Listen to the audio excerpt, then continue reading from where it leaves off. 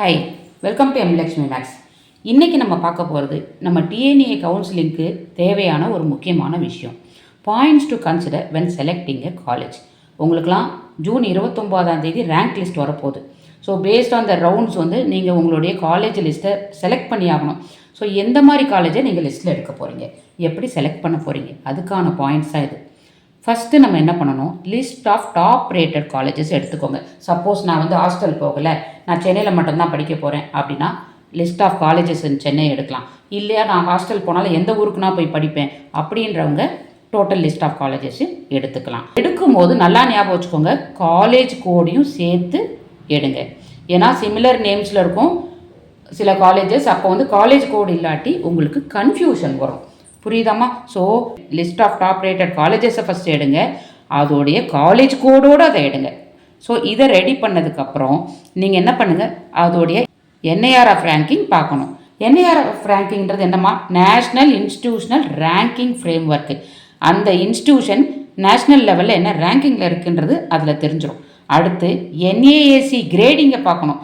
என்ன கிரேடில் இருக்குது, national assessment and accreditation council, இதுதான் என்ஏஏசி. இதுலேருந்து அந்த காலேஜஸ் அப்ரூவ்டா, இந்த மாதிரி டீட்டெயில்ஸ் எல்லாம் அதில் இருக்கும். இந்த ரெண்டு ரேங்கிங் ரேட்டிங்கை பார்த்து முடிச்சதுக்கப்புறம் உங்களுக்கு தேவையான காலேஜஸ்க்கு போய் விசாரிக்கலாம், இல்லை அங்கே படித்த ஸ்டூடெண்ட்ஸ் கிட்ட விசாரிக்கலாம், இல்லை வெப்சைட் மூலமாக இன்ஃபர்மேஷன் எடுக்கலாம். என்ன மாதிரி விஷயத்தை எடுத்துக்கணும், வாட் இஸ் அ ஃபீ ஸ்ட்ரக்சர்ன்றதை எடுத்துக்கோங்க. அடுத்து பிளேஸ்மெண்ட் பர்சன்டேஜ் அந்த காலேஜில் என்னன்றதை தெரிஞ்சுக்கோங்க. அடுத்த முக்கியமான விஷயம் லொக்கேஷனும் டிஸ்டன்ஸும். நிறைய பேர் காலேஜ் எல்லாம் லிஸ்ட்டில் போட்டுருவீங்க, அந்த காலேஜ் கிடச்சிருச்சுன்னா அப்போ தான் தெரியும் அங்கே ட்ராவல் பண்ணுறது எவ்வளோ கஷ்டமாக இருக்குன்னு. ஹாஸ்டலர்ஸை பற்றி நான் சொல்லலை, டே ஸ்காலர்ஸை பற்றி நான் சொல்கிறேன். ரொம்ப தூரம் போகும்போது தே கெட் டயர்டு. அப்போது அதனால் அதே மாதிரி டைம் வேஸ்ட் ஆகும், ட்ராவல் டைம் வேஸ்ட்டு, டயரிங்காக இருக்கும். அடுத்து அவங்களால கான்சன்ட்ரேட் பண்ண கஷ்டமாக இருக்கும். ஸோ அந்த மாதிரி விஷயங்களையும் செக் பண்ணிக்கோங்க. லொக்கேஷன் ஆஃப் த காலேஜ், வீட்டிலேருந்து எவ்வளோ தூரம், what are the possible modes of transport, இதையும் பார்த்துக்கோங்க. பஸ் ரூட்ஸ், நிறைய காலேஜஸில் டிரான்ஸ்போர்ட்டேஷன் அவைலபிள். ஸோ அந்த காலேஜோட வெப்சைட்டில் போய் பஸ் ரூட் எடுத்து பார்க்கலாம். இந்த ரூட்டுக்கு பஸ் இருக்கா, எத்தனை பஸ் அந்த ரூட்டில் வரும், இந்த மாதிரி சில டீட்டெயில்ஸ் விசாரிச்சுக்கலாம். முடிஞ்ச அளவுக்கு அந்த காலேஜை பற்றி நேரில் போய் பார்க்க முடிஞ்சால் பெட்டர். ஆர் அங்கே படித்த ஸ்டூடெண்ட்ஸ் யாராவது தெரிஞ்சால் அவங்கக்கிட்டேருந்து ஃபீட்பேக் வாங்கிக்கோங்க, எப்படி இருக்குது என்ன ஏதுன்னு. லேப் ஃபெசிலிட்டிஸ், முடிஞ்ச அளவுக்கு காலேஜில் போயோ இல்லை ஸ்டூடெண்ட்ஸ்கிட்டையோ அங்கே தேவையான லேப்ஸ் இருக்கா, லேப் ஃபெசிலிட்டிஸ்லாம் இருக்கான்றதை விசாரிச்சுக்கிடலாம். அடுத்து ஃபுட் அவைலபிலிட்டி ஆர் மெஸ். முக்கியமான விஷயம், படிக்கணும்னா நமக்கு அதுக்கு தேவையான எனர்ஜி இருக்கணும், அதுக்கு நம்மளுக்கு ஃபுட்டு நல்லா இருக்கணும். இப்போ நிறையா காலேஜ் பஸ்ஸஸ் பார்த்தீங்கன்னா ஏர்லி இந்த மார்னிங் வந்துடுது, 6 o'clock 6:30 7 வந்துடுது. அந்த மாதிரி அந்த டைமுக்கு கிளம்புற பிள்ளைங்களால் பிரேக்ஃபாஸ்ட் அண்ட் லஞ்ச் எல்லாம் எடுத்துகிட்டு போக முடியுமா, இல்லை உள்ளே இன்கேஸ் எடுத்துகிட்டு போக முடியல, ஆர் ஒரு நாள் 2 நாள் எடுத்துகிட்டு போக முடியலன்னா உள்ளே வேறு ஏதாவது availability of food or mess இருக்கா, அந்த ஃபுட்டோட குவாலிட்டி எப்படி இருக்குது, இதையும் செக் பண்ணிக்கலாம். இது டே ஸ்காலர்ஸ்க்கு. ஹாஸ்டல் ஃபெசிலிட்டிஸ், இப்போ வேறு ஊரில் போய் படிக்கணும் அப்படின்னு நினைக்கிறவங்க அந்த ஹாஸ்டல் ஃபெசிலிட்டிஸ், ரூம்ஸ் எல்லாம் எப்படி இருக்குது, வாட்டர் அவைலபிலிட்டி, அங்கே எலக்ட்ரிசிட்டி அவைலபிலிட்டி, இதெல்லாமும் கொஞ்சம் போய் தெரிஞ்சுக்கிட்டு ஹாஸ்டல் போடுங்க. ஏன்னா அங்கேயே தங்கி இருக்கிற பிள்ளைங்களுக்கு வாட்டர் ஃபெசிலிட்டியில் ஏதோ ப்ராப்ளம், இல்லை கரண்ட்டு கட் பண்ணிட்டாங்க, இந்த மாதிரி இருக்குன்னா அது ரொம்ப கஷ்டமாக இருக்கும் உங்களுக்கு.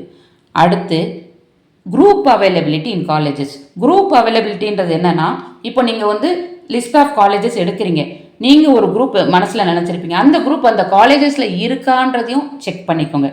இதெல்லாம் செக் பண்ணி ஒரு லிஸ்ட் ஆஃப் காலேஜஸ் எடுத்து ரெடி பண்ணிக்கோங்க.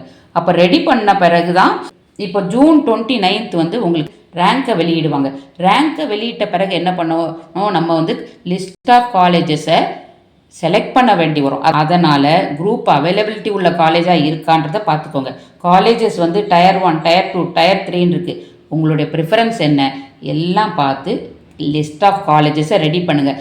லிஸ்ட் ஆஃப் காலேஜஸ் ரெடி பண்ணும்போது நல்லா ஞாபகம் வச்சுக்கோங்க, எனக்கு ஃபஸ்ட்டு டாப் லிஸ்டட் காலேஜஸ் அண்ணா யூனிவர்சிட்டி, எம்ஐடி, இதெல்லாம் எனக்கு கிடைக்காதுன்னு தெரிஞ்சாலும் உங்களுடைய கவுன்சிலிங்கில் அதையும் முன்னாடி போடுற மாதிரி வச்சுக்கோங்க. ஸோ அதோடைய காலேஜ் கோடையும் தெரிஞ்சு வச்சுக்கோங்க. ரேங்க்ஸ் ரிலீஸ் ஆன பிறகு உங்களுக்கு நான் மறுபடியும் வீடியோ போடுவேன், எப்படி காலேஜை நீங்கள் ஃபில் பண்ணணும், என்ன ஆர்டரில் ஃபில் பண்ணணும், அப்போ என்னென்ன ப்ரிகாஷன்ஸ் எடுத்துக்கணும். ஏன்னா நிறையா பேர் செய்கிற சிறு சிறு தவறால் ஒழுங்காக சப்மிட் ஆகாமல் இல்லை சப்மிட் பண்ண முடியாமல்லாம் நிறையா பேரோட அப்ளிகேஷன் ரிஜெக்ட் ஆயிடுச்சுன்னா நல்லா ஞாபகம் வச்சுக்கோங்க. லாஸ்ட் இயர் ஃபஸ்ட் ரவுண்டோட எண்டில் கம்ப்யூட்டர் சயின்ஸ் டிபார்ட்மெண்ட்டே டாப் காலேஜஸில் ஒன்றுமே இல்லை. அப்போது சப்போஸ் இன்கேஸ் ஒரு ஸ்டூடெண்ட் வந்து ஃபஸ்ட் ரவுண்டை மிஸ் பண்ணியிருந்தாங்கன்னு வச்சுக்கோங்க, செகண்ட் ரவுண்டில் உண்மையில் நல்ல ரேங்க் உள்ள ஸ்டூடெண்ட்டே எடுத்துக்கோங்க. ஃபஸ்ட் ரவுண்ட் ரிஜெக்ட் ஆனால் செகண்ட் ரவுண்டில் அவங்களுக்கு அப்ளை பண்ணுறதுக்கு எந்த சிஎஸ் குரூப்பும் இல்லை. இது ஒரு உதாரணம் தான் நான் சொல்கிறேன். இது நான் லாஸ்ட் இயர் நான் பார்த்த விஷயத்தை தான் உங்களுக்கு சொல்கிறேன். ஸோ ஸ்டூடெண்ட்ஸ், நீங்கள் இப்போ என்ன பண்ணணும், இந்த டைமில் அதாவது ரேங்க் வர்றதுக்கு முன்னாடியே உங்களுடைய காலேஜஸ் லிஸ்ட்டை ரெடி பண்ணிக்கோங்க. எப்படி ரெடி பண்ணோன்னா டாப் காலேஜஸ் லிஸ்ட்டை எடுத்து வச்சுக்கோங்க. உங்களுடைய குரூப் அவைலபிலிட்டி செக் பண்ணிக்கோங்க. மீதி டீட்டெயில்ஸ் இப்போ சொன்ன ஃபீஸ் ஸ்ட்ரக்சர், பிளேஸ்மெண்ட், லொக்கேஷன் இதெல்லாம் ஸ்டூடெண்ட் கிட்ட கேட்கலாம், வெப்சைட்டில் கேட்கலாம், இல்லை அந்த கன்சர்ன்ட் காலேஜில் போய் பார்த்து டிசைட் பண்ணுங்கள். என்னுடைய கவுன்சிலிங் விஷயமான அடுத்த வீடியோக்கும் வெயிட் பண்ணுங்கள். காலேஜ் ஃபில்லிங்கை பற்றி நம்ம அதில் பார்ப்போம். தேங்க்யூ.